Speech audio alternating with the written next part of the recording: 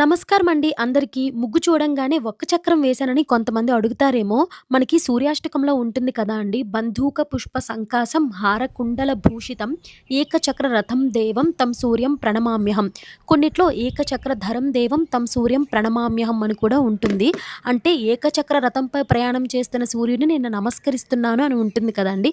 అంటే సూర్యుని రథానికి ఒక్క చక్రమే ఉంటుందంట. అందుకే అలా వేస్తామంట మనము. రథ సప్తమి మనము మాఘమాసంలో వచ్చే సప్తమి రోజున రథసప్తమి చేసుకుంటాము. దీన్ని సూర్య జయంతి అని కూడా అంటారు. మాఘ సప్తమి అని కూడా అంటారు. సూర్యుడు ఏకచక్ర రథంపై రథసారథి అరుణుడు, ఆయన్ని అనూరుడు అని కూడా అంటారు. 7 గుర్రాలతో వేగంగా ఉత్తరాయణంలోకి ప్రవేశిస్తారు. 7 గుర్రాలంటే వారంలో 7 రోజులని, ఇంద్రధనుస్సులో ఉండే 7 రంగుల్ని సూచిస్తాయి. రథానికి ఉండే ఒకే ఒక్క చక్రము, అది కాలచక్రానికి ప్రతీక. ఒక సంవత్సరాన్ని సూచిస్తే ఆ చక్రంలో ఉండే 12 చువ్వలు 12 నెలలని 12 రాసులని సూచిస్తాయని నమ్ముతాము.